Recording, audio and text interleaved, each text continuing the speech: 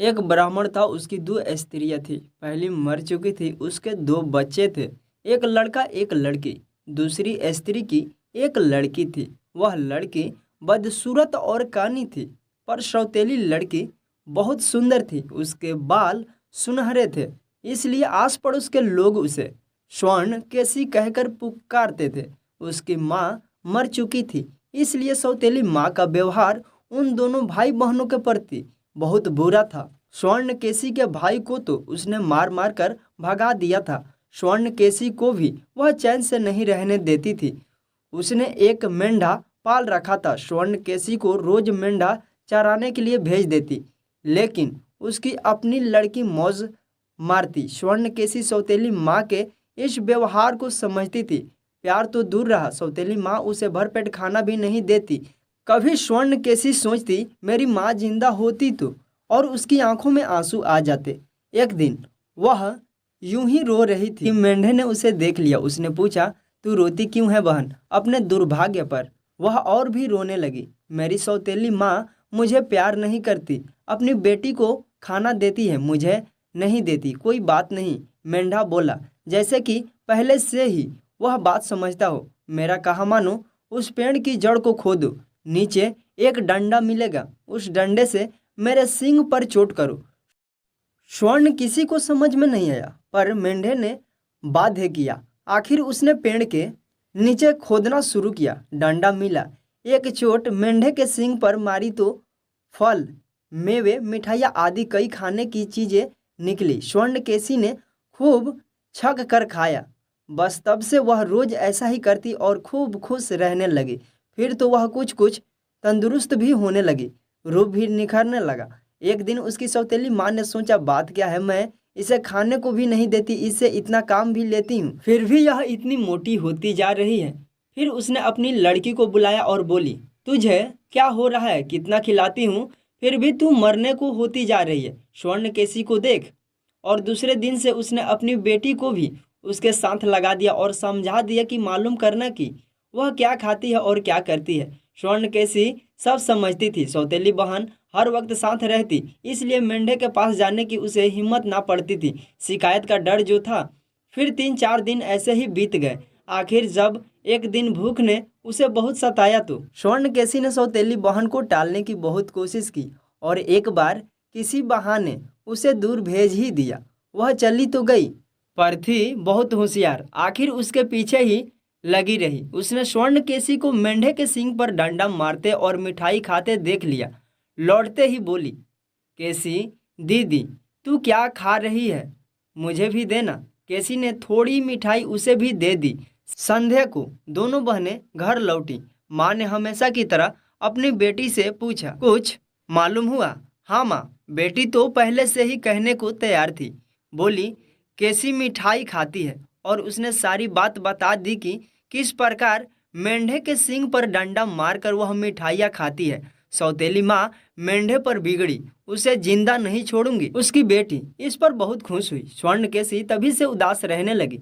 वह मेंढे को सदा की भांति चराने तो ले गई, पर दिन भर पेड़ के नीचे बैठी रोती रही। उस दिन उसने मिठाई नहीं खाई।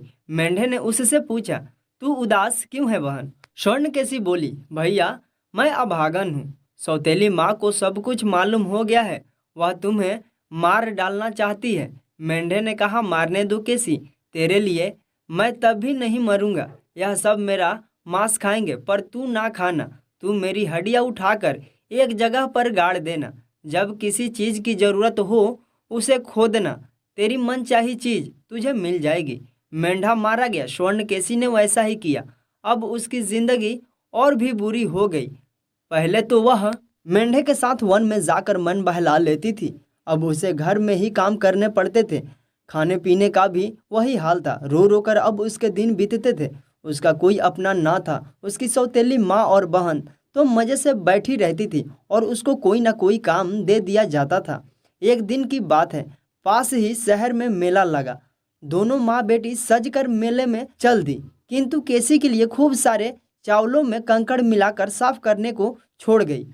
मेले में जाने की केसी की भी इच्छा थी, पर उसके बस की बात नहीं थी। वह चावल साफ करती और रोती रही। इतने में गौरैया उड़ते हुए उधर आई। उन्होंने उसे रोते देखकर पूछा, बहन रोती क्यों है? केसी ने उत्तर दिया, आज इतना बड़ा मेला लगा है, मेरी सौतेली माँ और बहन दोनों मेले में चली गई हैं, पर मुझे इतने चावल साफ करने का काम दे रखा है। चिड़िया ने कहा, तू फिक्र ना कर, तेरे बदले का काम हम कर देंगे।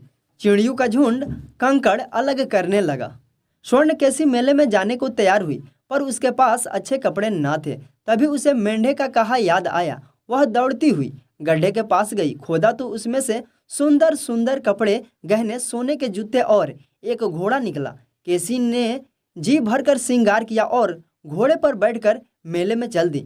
वहाँ का राजकुमार भी उसी मेले में आया हुआ था। उसने स्वर्ण केसी को देखा तो उसकी कमल की पंखुड़ियों जैसी आंखें, गुलाब से गाल और सुनहरे बाल राजकुमार के हृदय पर छा गए। उसने अपने सिपाहियों को बुलाया और हुक्म दिया, मालूम करो यह लड़की कौन है, हम इससे ब्याह करेंगे। सिपाही दौड़े। केसी घबराई, सोचा कहीं इन्हें सौतेली माँ ने तो नहीं भेजा। उसने घोड़ा घर की ओर दौड़ाया, पर इसी बीच उसने सोने का एक जूता उसके पैर से छूट गया। सिपाही उसे तो नहीं पा सके, पर उसका एक जूता उठाकर वापस चले आए। राजकुमार ने उन्हें बहुत डांटा और फिर हुक्म दिया, जाओ सारे नगर में घूमो, जिसके पैर में यह जूता ठीक है उसी के साथ मेरी शादी होगी। सिपाही जूता लेकर चल पड़े। वह घर घर में जाते और जूता हर लड़की के पैर में पहनाते, पर वह किसी के पैर में ठीक ही नहीं आता। स्वर्ण केसी के घर में भी सिपाही पहुंचे। सौतेली माँ ने अपनी बेटी के पैरों में जूता पहनवाया, पर वह उसके पैरों में ही नहीं आया। केसी को जानबूझकर जूता नहीं पहनवाया, पर सिपाहियों ने उसे देख लिया। उन्होंने कहा, इसे भी पहनवाओ।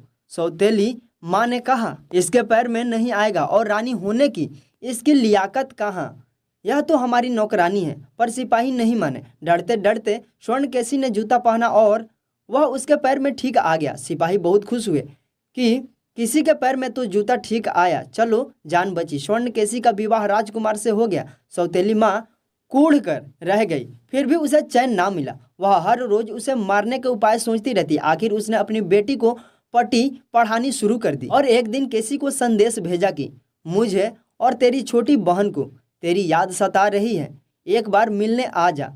स्नेहवश केसी मायके आई। अब की बार सौतेली माँ उससे विशेष प्रेम दिखाने लगी। उसकी बेटी भी हमेशा केसी के पीछे पीछे लगी रहती, उसकी बड़ाई करती और उसे फुसलाती। एक दिन वे साथ साथ घूमने निकले। रास्ते में एक तालाब था, दोनों वहां बैठ गई।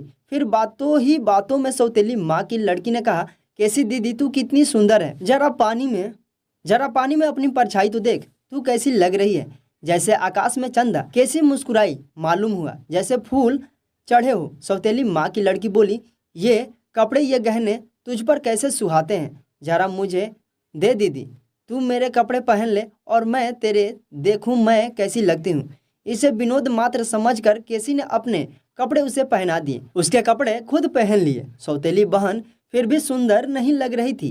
केसी के लिए सौंदर्य की क्या कमी थी। उसने कहा, केसी दीदी तू मेरे कपड़ों में भी कितनी सुंदर लग रही है, जरा देख तो पानी में अपनी सूरत। स्वर्ण केसी पानी में परछाई देखने के लिए जैसे ही झुकी, पीछे से सौतेली माँ की बेटी ने उसे धक्का देकर डुबो दिया और खुद राजमहल में चली आई जैसे वह ही स्वर्ण केसी हो।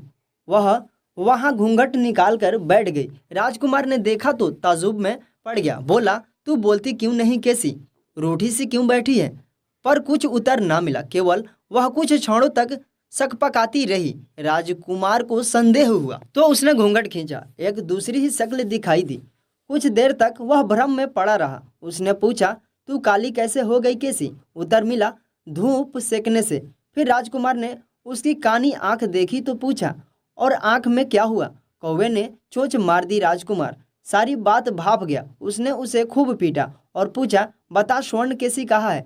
आखिर उसने सारा भेद बता दिया। राजकुमार ने स्वर्ण केसी की खोज में जगह जगह सिपाही भेजे। उन्होंने उसे ताल के किनारे बेहोश पड़ा पाया। सिपाही उसे उठाकर राजमहल में ले आए। दवा दारू हुई और केसी ठीक हो गई। राजकुमार ने राजधानी में खूब खुशियां मनाई। इसी बीच स्वर्ण केसी का भाई ताल के पास पानी पीने गया। उसने पानी में हाथ डाला तो हाथ में सोने के बाल आए। उसने बाल देखे तो वर्षा की याद ताज़ा हो उठी।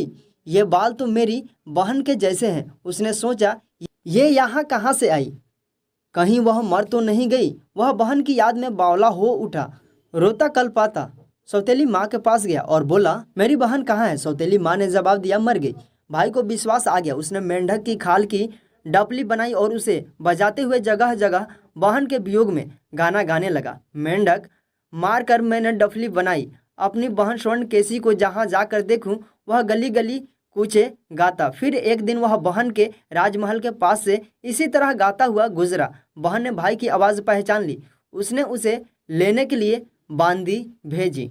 बांदी ने कहा, रानी ने बुलाया है। भाई बोला, मुझे क्यों ले जाते हो, मैंने किसी का क्या बिगाड़ा है। खैर उसे पकड़ कर लाया गया। भाई ने बहन को देखा, बहन ने भाई को, और दोनों एक दूसरे के गले लग गए। राजकुमार इस मिलन से बड़ा प्रसन्न हुआ। उसने स्वर्णकेशी के भाई को उसी दिन से अपना मंत्री बना लिया और वे प्रेम से रहने लगे। ये कहानी आपको कैसी लगी कमेंट करके बताएं और ऐसी कहानियाँ सुनने के लिए हमारे चैनल को सब्सक्राइब करें। थैंक यू दोस्तों।